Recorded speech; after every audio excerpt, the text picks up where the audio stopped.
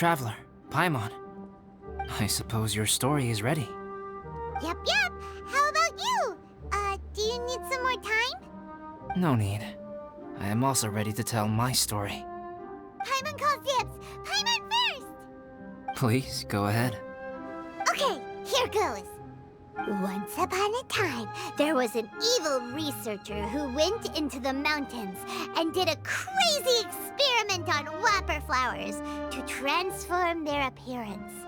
After a lot of pain and suffering, the whopper flowers finally took on a human form. Then they stood by the side of the mountain to wait for unsuspecting bypassers. To whoever spoke to them, they would ask them questions such as, "Who am I? Who are you?" If the bypasser got the wrong answer, the last sound they'd make would be a yelp before the whopper flower ate them alive in one bite. Ooh, truly frightening. What the? You two, don't go nitpicking, okay? If you didn't like the...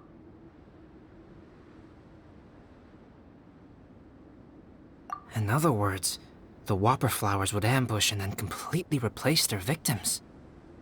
And then what? Go back to where the person lives? Enter their home? Eat their whole family? Paimon made up this story, but now Paimon's the one who's scared by it. It's a good story. Oh, may I write it down? I may bring it up in future conversations. What for? Just to scare people with? Yes. You've got a real mean streak, Albedo. Mine is a little longer than yours. It starts with an alchemist. A great alchemist once created Subject 1. Subject 1 was her proudest achievement, and successfully blended into human society. No one ever would have thought that this friend of theirs was in fact a synthetic human. However, unbeknownst to Subject 1, the alchemist had tried the same experiment many times before he had come into being. Some of the rejects from failed experiments had been discarded, but had not died. Subject 2 was one such failed experiment. He was swallowed by a great dragon that came to rest upon a snow-swept mountain. Many years later, he was resurrected by the dragon's mysterious power. He saw all kinds of people on the mountain, including Subject 1, who had somehow miraculously blended in among them. Never in Subject 2's wildest imagination had he thought it possible for experimental life forms such as they to deceive everyone so successfully. He saw the way humans accepted Subject 1 as a friend, witnessed their affection as they addressed him by name. This was what Subject 2 wanted. Now, all that Subject 2 desired was to replace Subject 1 and take the joy of his existence for himself. This is giving Paimon the chills. So scary. Subject 2 began to unfold his plan. He stole Subject 1's books and notes and studied all that Subject 1 had learned from the alchemist. Subject 2 was highly intelligent, and he learned quickly. He changed his face into an exact replica of Subject 1's face. Then, he found a plant with mimicry capabilities and transformed it using dragon blood and alchemy. And so, not only did Subject 2 transform his own appearance to perfectly match that of Subject 1, he also created a third entity, Subject 3. What? There's 3 of them now? But Subject 2 wanted to become a perfected human. So, he erased a mark in both his and Subject 3's necks. For these marks were symbols of imperfection. In my view, it was probably a subconscious act, an instinct. He so desperately craved to become a perfect human being that he forgot something. Human beings are defined by their flaws. Subject 2's plan was meticulously crafted. Subject 3 would draw Subject 1's attention, After Subject 1 disposed of Subject 3, he would assume the threat had now disappeared and would let his guard down. The next moment that Subject 1 was alone, Subject 2 would make his move. He would eliminate Subject 1 and become the only one remaining. He would secretly replace the Subject 1 of everyone's memories and inherit his identity, residence, clothing, sword, name, and friends. People would have no idea that the individual they knew had become somebody else from one day to the next. This is way too scary. Paimon's never gonna be able to trust anyone again. But just before Subject 2 could carry out his plan, a unique stranger entered the mix. Subject 2 tried to make contact with this person, but found that they could somehow sense he was different from Subject 1. What's wrong? Are you scared? What happened then? What happened to the stranger?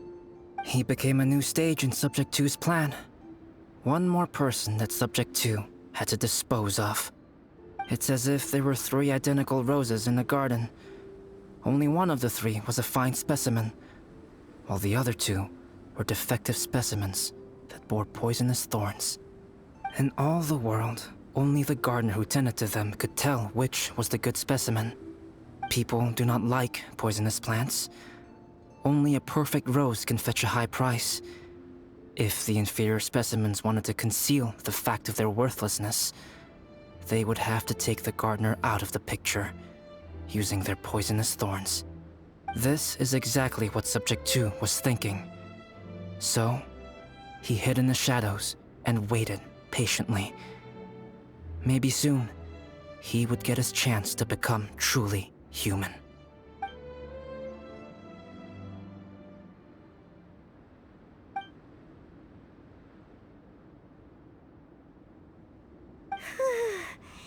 That was intense! So what happened after that? Did Subject 2's plan succeed? Paimon can't bear thinking about it. Fortunately, it is just a story. And even in this story, Subject 2 did not succeed. But you can never let your guard down on Dragonspine. Monsters mutated with Durin's power and blood are also creatures of Rhine-Daughter, just like me. You must beware of all such creatures. I'm glad to hear that. It's okay. I know what I am. You and I are both different, so there is no need for me to hide the truth from you.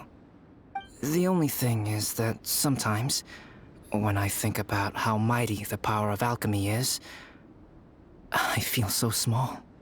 As beings who set foot in this world, how arrogant are we in desiring to control our destiny, and in desiring to create?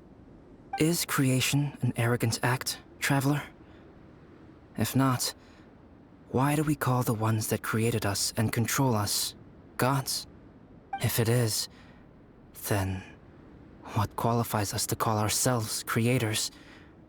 How far must we take our reverence and respect, and what purpose does it serve? Nothing special, but whenever I think about it, I feel a twinge of grief. Poor Albedo. Hello? Traveler, are you here? Hey, is that Amber? Thought we might find you here.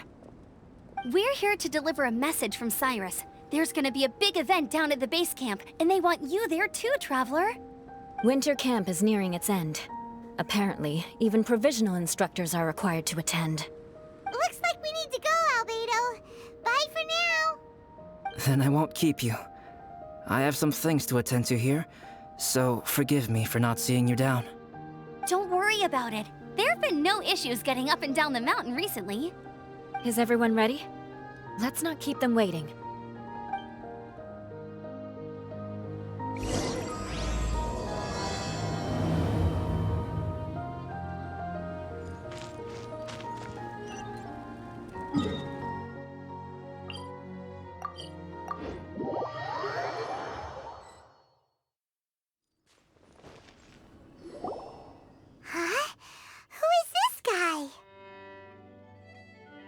Allow me to introduce Yozerv. He's Joel's father.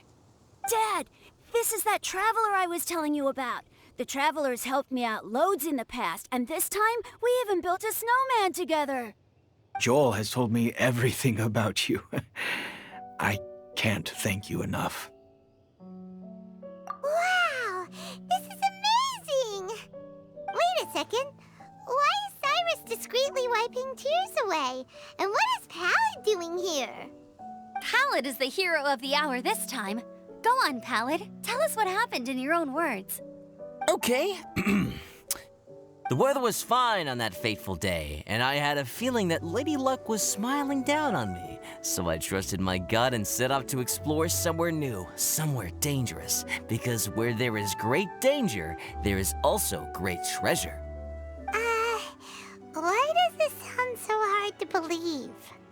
But I had only been away from the group for a short while when I fell down a slope and just started rolling. Uh-oh.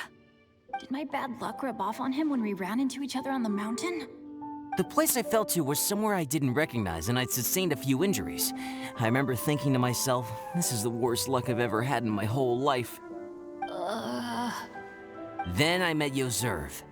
He'd heard the sound of me falling and came out to see what was going on. Huh? Wow! So it was completely by chance then!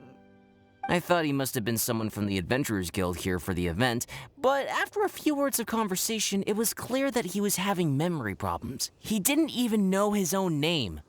The temperature was freezing, and there was no time to deal with all that there and then, so I convinced him to come back to the camp with me and figure everything else out after we got there.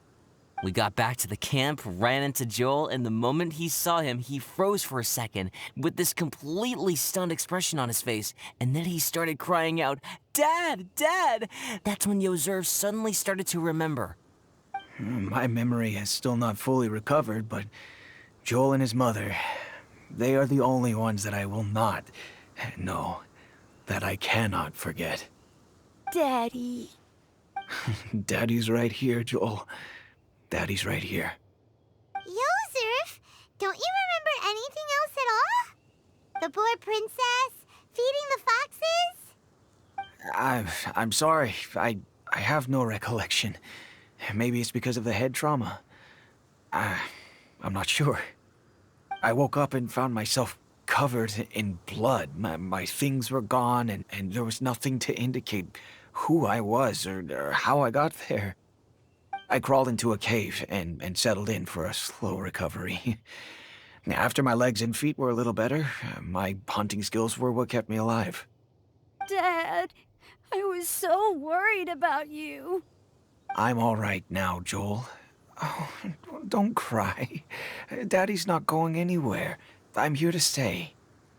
Oh, this is good. This is good. You know what, though? I definitely think my luck got worse after running into Benin on that mountain. I knew it. I just... No. I just meant if it weren't for you, there's no way I ever would have run into Yozerv on a mountain this huge. Besides, we got back safely, didn't we? So don't blame yourself. Maybe sometimes miracles can only happen when you get just unlucky enough. Pallid. When did you become such a smooth talker, huh? Huh? Am I? I was just telling the truth. Oh, yeah. I want to say thank you to the Traveler, Uncle Cyrus, Auntie Eula, and Auntie Amber. Thanks, everyone. You all helped look after me, and I will always remember it.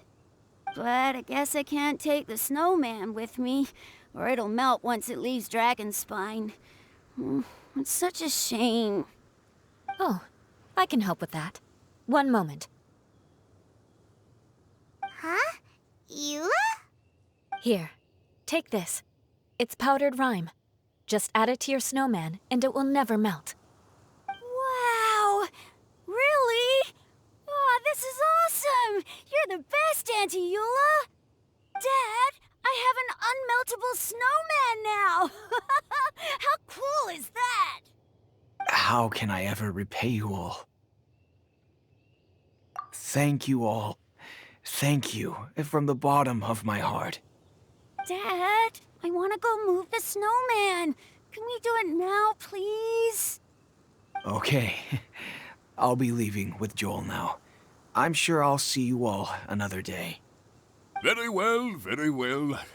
It's time for Pallet and I to have another discussion concerning his breaches of adventurer discipline. Huh? But Cyrus, I think I kind of made up for my mistakes this time, you know? See you guys! Oh, I made this for you and Amber. Think of it as a winter souvenir. Aw, are you sure? This must be really important to you. Come on now, just take it. No need to make such a fuss. Wow! Now our snowman won't melt either! Great! You're welcome. Just keep it, that's all I ask. Amber and I have some business to attend to now. See you later. See you! Everyone's gone.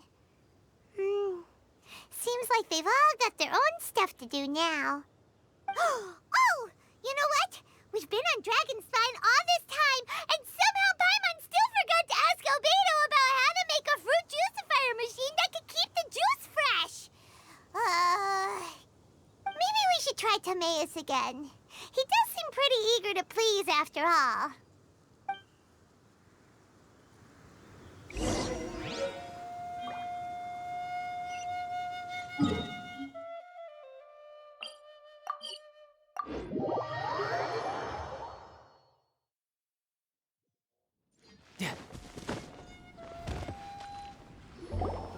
Timaeus!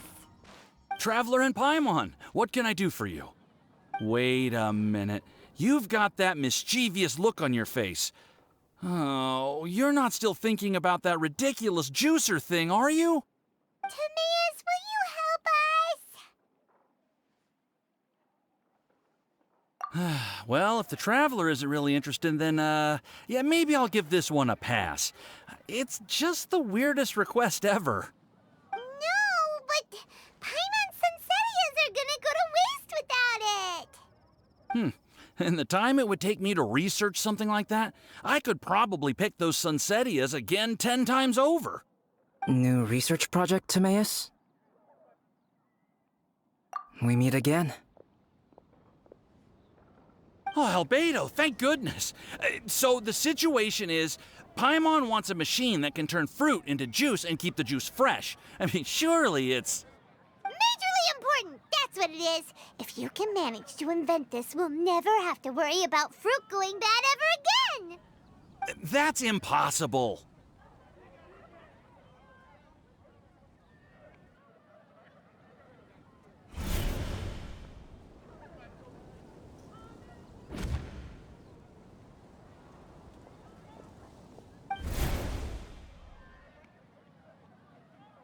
Turning fruit into juice is not hard, but keeping it fresh is more difficult.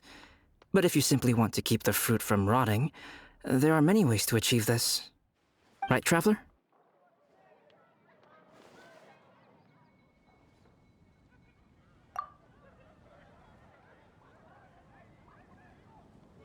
What about his neck? What's wrong? Is there something on my neck? From the look on your face, it's as if you thought I just played a practical joke on you that was in exceedingly poor taste.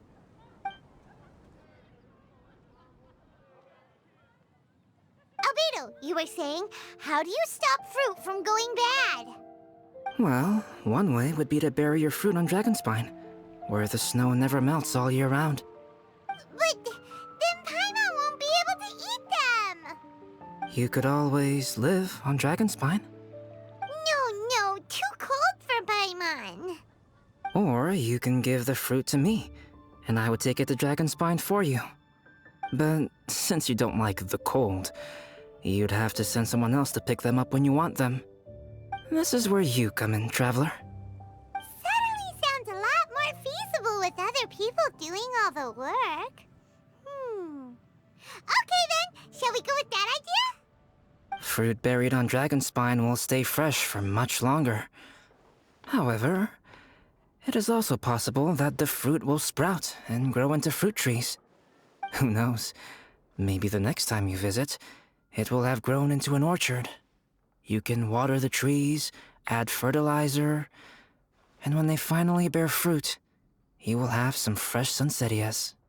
No way! Then Paimon will have to be a gardener. That's not the goal here. Oh? Well, I don't think being a gardener is so bad.